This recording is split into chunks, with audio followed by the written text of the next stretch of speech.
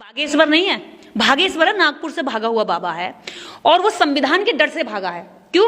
क्योंकि उसे पता था संविधान उसको अरेस्ट करवा देता, और संविधान की ये पावर थी कि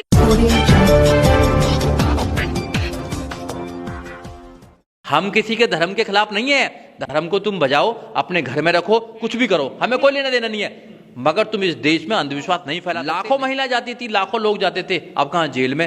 अगर कानून नहीं होता, संविधान नहीं होता, तो ये बाबा कभी जेल में नहीं जाते। संविधान सबसे ऊपर है। ये बाबाओं जो है, बाबा नहीं है, गुरु घंटाल हैं। ऐसे लोगों पर लगाम लगनी चाहिए। बाबा तो एक ही पैदा हुआ है इस देश में, बाबा साहब डॉक्टर अंबेडकर, जिन्होंने सबको बराबर का अधिकार दिया, जिन्होंने सबको आजाद करने का फार्मूला संविधान के अंदर दिया है। अगर किसी के चाचा का नाम, किसी के बेटे का नाम, किसी का पत्नी का नाम बता देंगे तो बहुत चमत्कार हो गया क्या? वो चमत्कार नहीं है। तो इसलिए ऐसे लोगों पर लगाम लगनी चाहिए। और जो भीड़ जाती है उनके कथा में जाती है, वो कौन की भीड़ है? वो सब बहुजनों की भीड़ है, वो बहुजनों की महिलाएं, और उनके साथ में फिर शोषण करने का काम करते हैं। ये इतिहास रहा है लोगों का, आपने देखा नहीं? आसाराम बापू नाम का आदमी तुमने देखा होगा, लाखों लोग जाते थे सभाओं में, लाखों महिला जाती थी। क्या मिला? बलात्कार, और उसके बाद जेलों में है। आसाराम के पास भी सारे बीजेपी के नेता जाता करते थे। नरेंद्र मोदी जाते थे, अटल बिहारी वाजपेयी जाते थे, आडवाणी जाते थे, सारे नेता जाते थे। हुआ क्या बाद में? वो जेल में गए। ऐसे इनके पास में प्रायोजित कर रहे हैं इनको। ये प्रायोजित खेल है सारा। धर्म का धंधा कभी नहीं मंदा। ये बाबा फंडिंग करते हैं पार्टियों को, और हो सकता है कि ये बाबा 2024 में चुनाव लड़े, ऐसा भी हो सकता है। अहीर के, धोबी के, कुम्हीर के, कहारी के, काछी के कहां जा रहा है? लेकिन उनको क्या कहेंगे? छोटी भी उम्र का होगा, शर्मा जी कहां जा रहे हैं, दुबे जी कहां जा रहे हैं, त्रिवेदी जी कहां जा रहे हैं, तिवारी जी कहां जा रहे हैं, राम राम तिवारी जी। मतलब उनको जो सम्मान प्राप्त है जन्म से, वो जाति के नाम पर वो यहाँ चिपका हुआ है, और उस चिपके हुए को ना वो छूटने नहीं देना चाहते हैं, जो सभी पत्रकारों में है। क्योंकि अगर वो सेम जाति के हैं, अगर वो ब्राह्मण जाति के हैं, तो वो जरूर दूसरे को बचाएंगे, चाहे वो अपराधी क्यों ना हो, चाहे वो देश की जनता को अंधकार में क्यों ना झोंक रहा हो, अंधविश्वास में क्यों ना झोंक रहा हो, चाहे वो संविधान के खिलाफ काम क्यों ना कर रहा हो। अंधविश्वास एक इतनी बुरी चीज है कि आदमी अपना सुसाइड भी कर लेता। दिल्ली में आपने एक केस देखा होगा कि पूरी फैमिली को अंधविश्वास में उसने खत्म कर लिया, फांसी लगा ली थी। तो अंधविश्वास की कोई जगह नहीं है भारत के अंदर। पहली बात, हम जो विरोध कर रहे हैं, हम इनकी जाति का विरोध नहीं कर रहे हैं, हम धर्म का विरोध नहीं। अपने घर में करो ना जो करना है तुम्हें। अगर तुम भारत में निकल कर आओगे और भोले भाले लोगों को अगर अंधविश्वासी बनाने का काम करेंगे, भगवान के नाम पर डर दिखाने का काम करेंगे, तो हम तुम्हारे सामने खड़े होंगे और तुमसे कहेंगे कि संविधान में इसकी कोई जगह नहीं है। क्योंकि संविधान हमें अधिकार देता है, और ये हर व्यक्ति का फंडामेंटल राइट्स है और फंडामेंटल ड्यूटी भी है कि ऐसे व्यक्तियों के खिलाफ आवाज उठाएं कि मेरी बहू को बेटा नहीं हो रहा है और बेटा करने के लिए हम आशीर्वाद लेना है। और आशीर्वाद के नाम पर वो कौन सा आशीर्वाद देते हैं, ये चमत्कारी बाबा जेलों में खुद बता चुके हैं कि वो कौन सा आशीर्वाद। वो सरकार उनको प्रायोजित कर रही है, प्रोपोगंडा चला रही है, उनको बचाने का काम कर रही है। ये साबित हो चुका है कि वो लोगों को अंधविश्वास में डालते हैं। वो झूठा एक डर दिखाकर, अभी पत्रकार को डर दिखा रहे थे कि मैं इलू इलू भी खोल दूंगा अपना। तो वो अनपढ़ ऐसे जो जितने भी कथावाचक हैं, उनकी जो जगह है वो जेल है। अगर सही सरकार होती तो उनको अंधविश्वास फैलाने के मामले में जेल में होना चाहिए। नागपुर के अंदर से क्यों भाग आए वो लोग? अगर कोई इस देश में अगर अंधविश्वास फैलाने का काम करेगा तो संविधान क्लियर कट कहता है कि प्रत्येक नागरिक की ड्यूटी है। आर्टिकल 51A का सब क्लॉज H ये बात कहता है कि साइंटिफिक टेम्पर होना चाहिए, साइंस की बात करना चाहिए, तर्क की बात करना चाहिए। वो तर्क की बात नहीं करते हैं। जो खुद शक्तियों का बड़ा बड़ा महिमा मंडन करता, 50 कैमरे लगा करके कहता कि मैंने नाम बता दिया, मैंने उसके बारे में सारी सूचना ले ली, पिता का नाम, चाचा का नाम बता दिया, भाई का नाम बता दिया, तो वो जब उसके ऊपर FIR, उसके ऊपर कोई हमला करता है नहीं करता, झूठी, जब वो अपनी FIR दर्ज कराने जाता तो किसके पास जाता है? किसी भगवान के पास नहीं जाता, किसी बालाजी मंदिर में नहीं जाता, किसी बाबा, किसी जो उसका भी गुरु है उसके पास नहीं जाता शिकायत करने की मेरे को किसी ने मारने की धमकी दी है। वो किसके पास जाता है? देश के कानून, यानी कि बाबा साहेब डॉक्टर अंबेडकर के बनाए हुए कानून। जैसे कि अभी एडवोकेट सुजीत सम्राट जी ने कहा कि बाबा एक ही हुआ है इस भारत में, और बाबा कोई नहीं, और तो सारे बाबा गुरु घंटाल हैं ये। निर्देश जी, उनके पास में नितिन गडकरी जा रहे हैं, फडणवीस जा रहे हैं, मंत्री जा रहे हैं, संतरी जा रहे हैं, आईपीएस जा रहे हैं, आईएएस भी जा रहे हैं। वहां तो संख्या बढ़ती जा रही है अधिकारियों की, बड़े बड़े पढ़े लिखे लोगों की। देखिए, ये बाबाओं में इतनी भी क्षमता नहीं कि अब मदारी रास्ते में डमरू दिखाता है ना, तो भी वो 200-300 लोग इकट्ठे कर लेता है। लेकिन ज्यादा संख्या बढ़ाने के लिए ही ये लोग इस तरह से नेताओं को बुलाते, लोगों को लगे देखो जी इतना बड़ा नेता जब पैरों में बैठा तो हम क्यों नहीं जा सकते।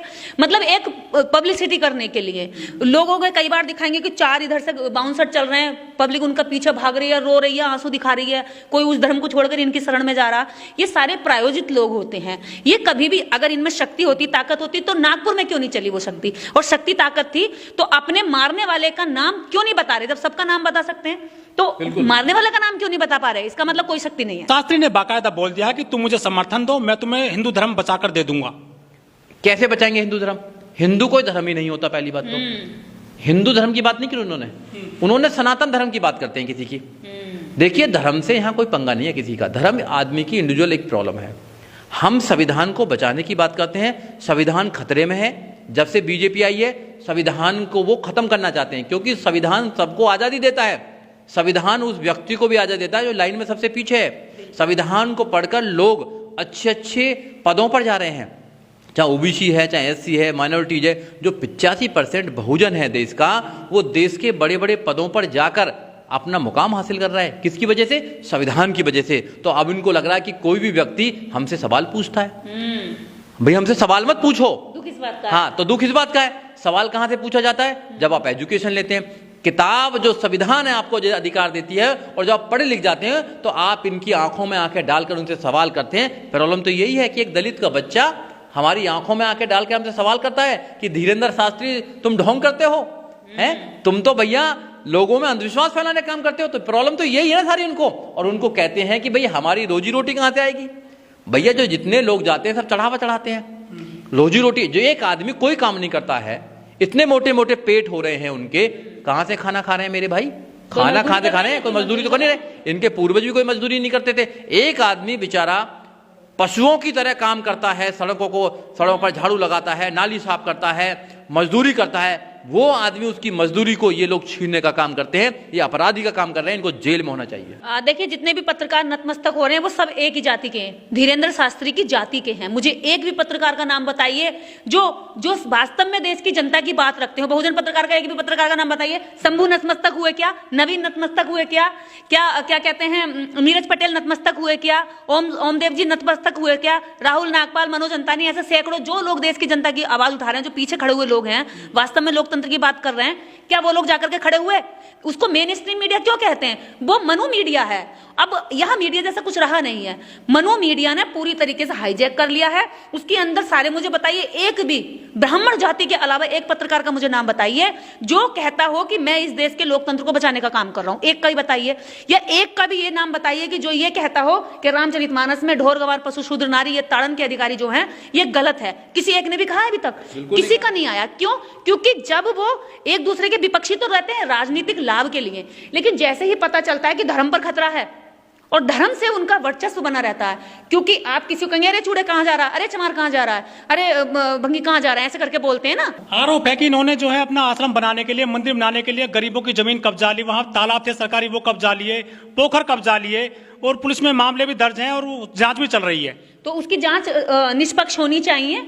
और यही नहीं, अधिकांश मंदिर देखिए सड़कों पे मिलेंगे, हाईवे के रास्ते तक मोड़ देते हैं। मतलब आम जनता को परेशान करने के लिए, एक पुजारी का पेट पालने के लिए आम जनता को परेशान कर देते हैं। सड़कें, हाईवे, उनका रास्ता मोड़ देते हैं। तो जितने भी ये बाबाओं के आश्रम हैं, इनमें अधिकांश जमीनें कमजोरों की, गरीबों की हड़पी गई हैं। और इनकी जो ईंटें रखी गई हैं ना, मसाला बनाने वाले, इनकी इमारत खड़ी करने वाले भी सेवा के नाम से, कि सेवा देने जा रहे हैं, गरीबों से मजदूरी कराते हैं, कोई पैसा नहीं देते। ऐसे बहुत सारे लोग हम जानते हैं। सम्राट जी, ये जो वहां पे गए थे शास्त्री जी नागपुर में, और वहां हिंदुओं का गढ़ माना जाता है, संघ का भी गढ़ है वहां पर, लेकिन वहां जय भीम के लोग बहुत ज्यादा रहते हैं, वहां से बचकर निकल कर आ गई। देखिए, आपने जो शास्त्री जी कहा ना, शास्त्री जी, ये जी शब्द बहुत खटकता है। डिग्री है कोई? क्यों? कौन सी डिग्री है वो? 8वीं फेल है। कहाँ से हुए? मुंह से पैदा हुए क्या? कहाँ से लिए डिग्री? वहीं से पैदा हुए ना जहाँ से और हुए हैं। कोई शास्त्री वास्त्री की डिग्री नहीं होती है, एक उपवर्ग है इनका, लगा लेते हैं, कोई भी लगा लीजिए। देखो, शास्त्री हो, पांडे हो, त्रिवेदी हो, चतुर्वेदी हो, कुछ भी हो, तिवारी हो, ये सब ब्राह्मणों की एक कौम है, उनकी नस्लें हैं ये। तो अब कोई क्या लगा रहा है उससे हमारा कोई ज्यादा डिबेट नहीं है। हमारा डिबेट तो गर्ग है, कोई जाति से गर्ग है। तो अगर कोई व्यक्ति अगर अंधविश्वास फैलाएगा तो गर्ग हो, ब्राह्मण हो, क्षत्रिय कोई भी हो, उसका हम खिलाफ करेंगे। क्योंकि देखो, हाँ, कोई भी हो, क्योंकि संविधान किसी भी इंसान को ये आजादी नहीं देता है कि वो भोले भाले लोगों को अंधविश्वास में डाले। नागपुर में किसी का गढ़ नहीं है कि हिंदुओं का गढ़ है, उनका गढ़ है। अरे देश सबका है। अगर एक भी व्यक्ति रहता है किसी भी चीज को मानने के लिए, उसका भी भारत है ये। तो भारत लोगों से बना है, धर्मों से नहीं बना है। यहाँ हजारों धर्म हो सकते हैं, हजारों धर्म की किताब हो सकती है, मगर भारत एक ही किताब से चलता है, और वो किताब है भारत का संविधान। सम्राट जी, आप पेशे से जुड़े हुए हैं जो वकालत का है, ऐसे लोगों के खिलाफ कुछ कार्रवाई हो सकती है क्या? कोर्ट कोई स्वतः संज्ञान ले सकता है क्या, जो ठग विद्या कहा जा रहा है इसको आजकल? लेना चाहिए, कोर्ट को श्यू मोटो लेना चाहिए, मगर कोर्ट को और भी बहुत सारे काम है। श्यू मोटो लेना चाहिए, पुलिस को श्यू मोटो लेना चाहिए, ऐसे लोगों पर लगाम लगनी चाहिए। और ऐसे लोग बहुत जेलों में भी गए, ऐसे नहीं गए, इनके जो गुरु हैं वो सब जेलों में गए हैं। मैं बता रहा ना, जो नाम लिए मैंने आपको, आसाराम बापू, राम रहीम और चिन्मयानंद, जितने लोग हैं इनके खिलाफ कानूनी कार्रवाई तो हुई है। जब अच्छी सरकारें आती हैं तो ऐसे लोग जेलों में जाने का काम करते हैं। और आज जो सरकार है ये इनको प्रोटेक्ट कर रही है, इनको बचाने का काम कर रही है। तो सरकार इनके पीछे लगी हुई है, सरकार इनको बढ़ावा दे रही है, क्योंकि वो भी तो धर्म के नाम पर ही यहाँ पर राजनीति कर रही है। हिंदू मुसलमान के नाम पर, गाय गोबर के नाम पर, पाकिस्तान हिंदुस्तान के नाम पर, लव जिहाद के नाम पर और जमीन जिहाद के नाम पर, किस किस का जिहाद निकाल देते हैं। तो उनको भी हिंदू मुसलमान चाहिए ना। तो ऐसे लोग उनको शूट करते हैं, उनकी राजनीति को शूट करते हैं। तो बीजेपी का इसमें पूरा पूरा हाथ है, देश को अंधविश्वासी बनाने में, देश के नौजवानों को बेरोजगार करने में। जो उन्होंने वादा किया था वो वादा पूरा नहीं करेंगे।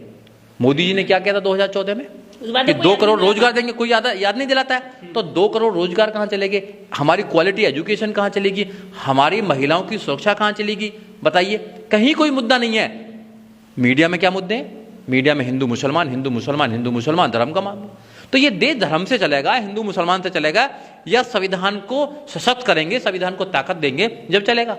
ये समझना चाहिए। लोग भूखे हैं देश के अंदर।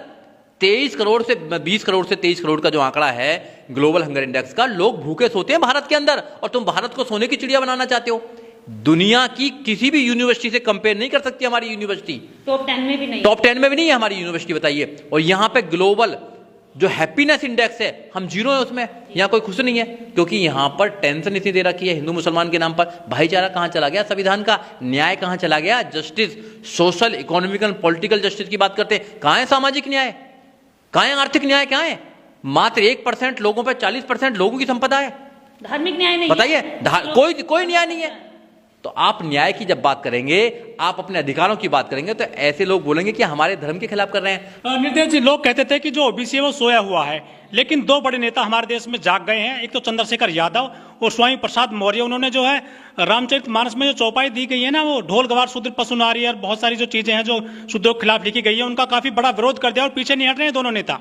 देखिए, जैसे बच्चा कई बार लेटा होता है, नाटक कर रहा होता है सोने का, तो माँ कहती है सो गया सो गया सो गया, तो बच्चा क्या होता है और सो जाता है, झपकी ले लेता है। तो ये ओबीसी के लिए एक आरएसएस के द्वारा यानी कि प्रायोजित नारा है कि ओबीसी सोया हुआ है। ओबीसी सोया हुआ नहीं है। ओबीसी की बहुत सारी जातियां, और देखिए ओबीसी की जातियों में सबसे ज्यादा बुद्धिज्म का प्रचार प्रसार है। वो लोग इसको मानते हैं, बुद्धिज्म को अगर किसी ने बचाए रखा है भारत में, तो ये ओबीसी की कुछ मौर्य शाक्य जातियों ने उसको लाया और प्रचार में लाया। तो ओबीसी सोया हुआ नहीं है, इसका साक्षात प्रमाण आपके सामने है। 2 नेता अपने मतलब कुर्सी दांव पर लगाने के लिए तैयार है, कह रहे हैं कि हम कुर्सी दांव पर लगा देंगे, लेकिन अपने बयान से नहीं बदलेंगे। क्यों? क्योंकि उन्हें पता है कि इस बयान में जितनी सच्चाई है, इसी सच्चाई से पूरे ओबीसी का शोषण किया गया है, उनकी स्त्रियों का शोषण किया गया है। तो वो सोए हुए नहीं है। अब देखिएगा इसी तरह से कितनी तेजी से संख्या बढ़ेगी। अभी 2 हैं, 4 हैं, कल 10 होंगे, 5 होंगे। इनकी तो हालत खराब होने वाली है अभी, क्योंकि जब नेता बोलते हैं तो पूरी जनता सुनती है और वो लागू होती है। इसीलिए इन्होंने अपने प्रायोजित नेता बाबाओं के चरणों में बिछाते हैं, क्योंकि नेता जब वहां लेटते हैं तो उनके भैया पैर छूते हैं, तो बाकी जनता को लगता है जब हमारा नेता ही उनके चरण में जाता है तो वो नेता इसीलिए बना हो क्योंकि उनके चरणवंदन करता है। तो आम जनता भी पीछे पीछे भाग लेती है। लेकिन अब जब ओबीसी के कुछ नेताओं ने इस तरह से बयान किए हैं, सच्चाई निकाली है और सच में नहीं पता होगा इनके धर्म ग्रंथ लिखने वालों को कि शूद्र कभी पढ़ जाएंगे, हम पढ़ने का मौका दे देंगे। इन्होंने दिया भी नहीं। ये तो भारतीय संविधान का चमत्कार है, बाबा साहब डॉक्टर अंबेडकर का चमत्कार है, और इस देश में आए हुए अंग्रेजों का धन्यवाद है कि वो यहाँ आए और इन सवर्णों की व्यवस्था में उन्होंने हस्तक्षेप किया, और यहाँ के जो शूद्र थे, दलित थे, स्त्रियां थी, जो दबाए कुचले गए थे वर्षों सदियों तक, उनको जो है जीने का सही से अवसर मिल गया। क्योंकि 22 प्रतिज्ञाएं ऊपर उठ रही थी, 22 प्रतिज्ञाएं ऊपर उठती तो क्या होता कि आम जनता जानती कि बाबा साहब अम्बेडकर ने, हमारे बाबा साहब अम्बेडकर ने ये कहा है कि ब्रह्मा विष्णु महेश और गौरी गणेश ये पूजने नहीं है, मैं इनको नहीं पूजूंगा। तो इन्होंने सोचा जब ये इतना हाईलाइट हो रहा है मुद्दा और लोग जागरूक हो रहे हैं, जगह जगह इसके लिए कार्यक्रम कर रहे हैं, मतलब एक मंत्री को तो हमने भले ही मतलब डरा लिया, उनकी सरकार ने, उनकी पार्टी ने जो उनको इस्तीफा ले लिया, लेकिन आम जनता निकल पड़ी कि हम भी प्रतिज्ञाएं लेंगे, हम भी कार्यक्रम करेंगे। उसके बाद आपने देखा लखनऊ में हुआ, मेरठ में हुआ, हम लोगों ने मुरादाबाद में किया।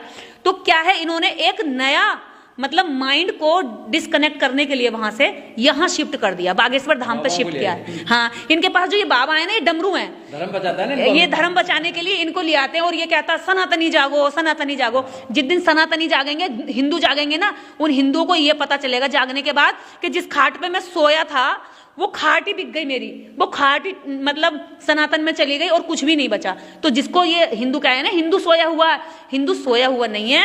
इस देश में हिंदू लुटेरा, जिसको एक परिभाषा के नाम से इंगित किया गया है कि वो लुटेरा है, चोर है, और वास्तव में जो खुद को अपने आप को कहते हैं ना हिंदू धर्म बचाएंगे, वो वास्तव में चोर लुटेरे की ही यहाँ पर काम कर रहे हैं। आम जनता को, गरीब जनता को लूट रहे हैं, उनके धन की भगवान को दिखा करके चोरी कर रहे हैं। चाचा का नाम बता दिया, भतीजे का नाम बता दिया, भैया का नाम बता दिया, सबके इलू इलू बता देता है, सबके कितने लव अफेयर हैं, कितनी महिला मित्र है, सबका नाम बता देता है।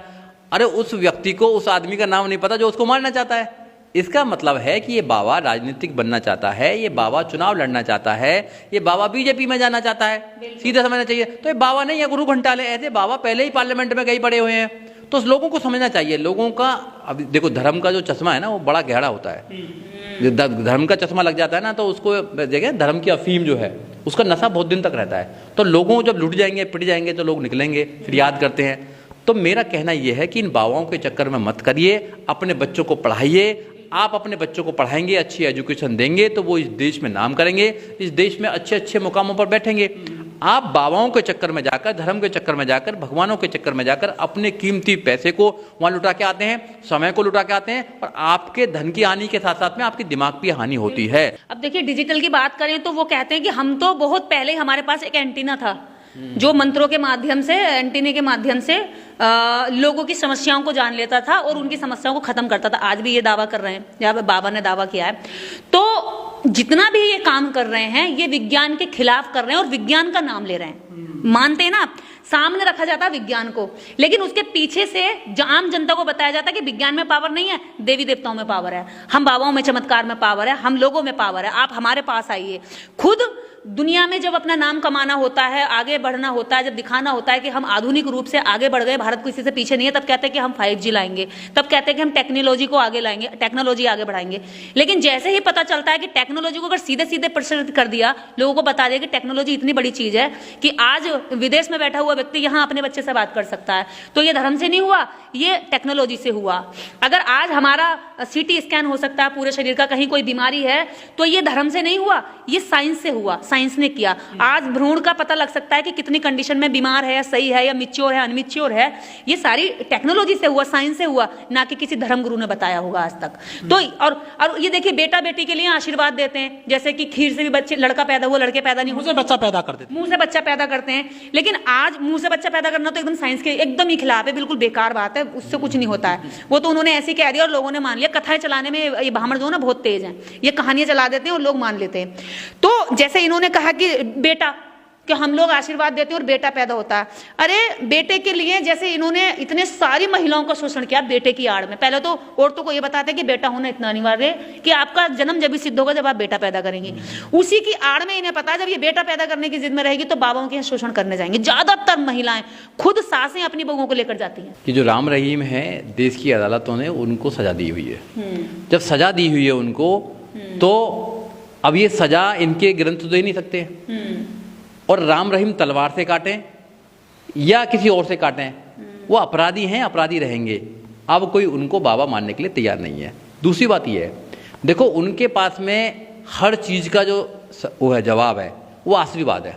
आपको डॉक्टर बनना, आशीर्वाद ले जाओ। आपको बच्चा पैदा करना, आशीर्वाद ले जाओ। आपको लड़का चाहिए, आशीर्वाद ले जाओ। आपकी शादी है तो आशीर्वाद ले जाओ। आपको इंजीनियर बनना तो आशीर्वाद ले जाओ। नेता बनना तो आशीर्वाद ले जाओ। सब आशीर्वाद है उनके पास में, सब चमत्कार है। हमारे बाबा साहब डॉक्टर अम्बेडकर के पास और संविधान के पास में एक रास्ता है। अगर आपको इंजीनियर बनना है तो पढ़ना पड़ेगा, आपको डॉक्टर बनना है तो MBBS करना पड़ेगा, आपको अगर देश का प्रधानमंत्री बनना, देश का राष्ट्रपति बनना है उसको तो आपको लोकतंत्र के द्वारा आपको उस प्रक्रिया से गुजरना पड़ेगा। और आपको अगर कोई शरीर में प्रॉब्लम है तो आपके पास डॉक्टर को जाना पड़ेगा। तो संविधान क्लियर करके बताता है। तो वो कहते हैं कि भाई हमारी दुकान पर डांका डाल रहा है संविधान, इस संविधान को कमजोर करो पहले। अब संविधान की और धर्म की लड़ाई हो रही है। तो हमेशा हमेशा से संविधान जीता है। आज लड़ाई नहीं है ये लड़ाई उस समय भी हुई थी 1947 से और 1950 के बीच में हुई थी। इनके पूर्वजों ने कहा था कि जो संविधान है धर्म के नाम पर चलाओ, इनको भगवान के नाम पर चलाओ। तो भगवान उस दिन भी पार्लियामेंट में हारा था, be the people of India के नाम से चला था और आज भी हारेगा। अंधविश्वास किसी भी समय हो वो हारेगा ही हारेगा।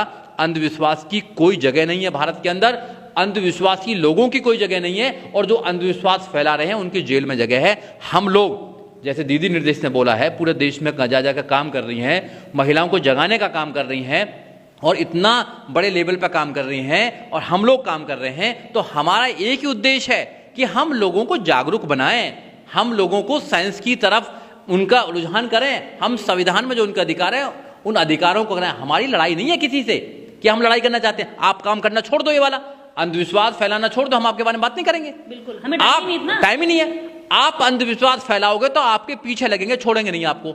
कोर्ट कचहरी तक भी आपके पीछे नहीं छोड़ेंगे जब तक आपको जेल में ना पहुंचाएंगे। अंधविश्वास की कोई जगह नहीं है।